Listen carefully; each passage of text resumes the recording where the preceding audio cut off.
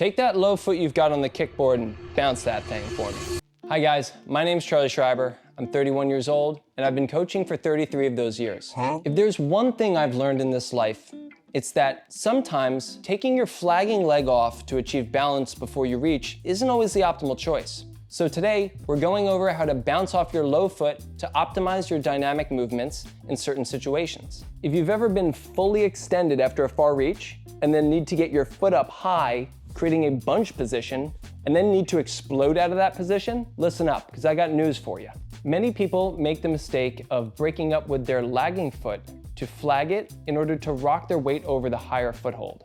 This is of course in hopes to send their weight flying over that foot and then drive up to reach the next hand. Of course, this works in about 90% of situations, but not if you don't have the power in that higher hand to make that next move semi-static or controlled. In this case, you're going to want to utilize leg drive to assist in the higher hand's pulling effort, while simultaneously using that higher foot to pull on the hold like an arm, or stall and wait to drive off that foot so that you go upwards over the foot rather than backwards off the wall. Let's look at two super thick moves where it's very tempting to break up with the lagging foot because the foothold's too damn high. The low foot seems just so far away, and I feel uncomfortable in my own body, as well as generating force out of such an outstretched position.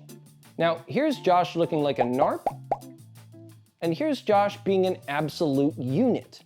Other than the fact that you just saw this work, and that's really all the justification I need here, why is this more effective than flagging for balance? Well, I'll tell you. 1. Momentum conservation and directional transfer.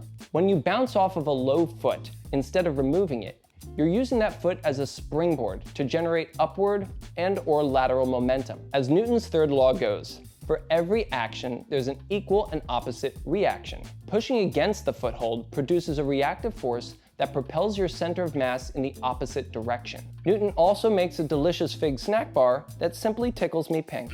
Energy transfer. Rather than wasting energy by lifting your foot and initiating a dead hang or a flag, which creates a moment of deceleration, bouncing allows you to maintain dynamic flow by converting potential energy into kinetic energy through that low foot push. In essence, the leg becomes an active contributor to movement rather than just a stabilizer or dead weight. Muscle synergy and kinetic chain activation. The bounce activates a proximal to distal kinetic chain, a concept from motor control where energy is transferred from the larger joints, the hips and the knees, down to the extremities, the feet, and back upward through coordinated motion. Lower limb extension, especially hips and knees, generates sequential muscle firing, enhancing whole body coordination. The push through the foot recruits the glutes, quads, and calves, offloading effort from the arms and fingers, preserving grip strength and reducing fatigue. Rapid ankle extension also triggers full bladder release, lightening the load and removing unwanted crowding around your project. Compared to flagging, where your lower limb acts passively, bouncing turns the leg into a power amplifier for upward and lateral movements. Lastly, time under tension and efficiency. Leaving the foot on and bouncing reduces the time spent statically hanging. Hanging equals greater forearm engagement and rapid pump onset. So a reduced static load equals less time holding your weight in a dead point position, which means less isometric fatigue in your fingers and shoulders. You also increase your flow because dynamic transitions made with a bounce can be smoother and faster, allowing better rhythm and lower energy cost per move. In contrast, removing the foot and flagging often causes a pause in upward momentum, forcing you to hold a swing outwards and reaccelerate with only your upper body. You'll notice that the elite athletes much more commonly utilize 4 points to better achieve stability in positions because they have trained leg skills to do so. Less skilled climbers more commonly drop the leg, unconsciously choosing to only have to manage 3 points rather than all 4. What if I told you that you too could get this skilled? For 4 easy payments of $19.99, I'll send you the blood of one of my elite level athletes. Wait, what? Illegal? Yeah, okay. Forget about that last thing I said. Here's an easy way to create a simulation of this move and get quality practice. First, make a move that features a somewhat bunched up hand-foot match and a big lock-off that's just out of reach. Next, find a foot that is nearly full extension from the higher hand. You want to have about 3 to 6 inches of bend in the leg. It's important to feel stretched out, but not to the point that you can't generate momentum. Take your time to feel the movement's other components. How do you need to generate momentum?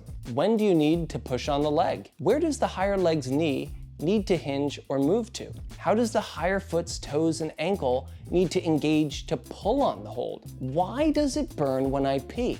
All of these things are equally important as flexing down as quickly and powerfully as possible with the calf and the quad.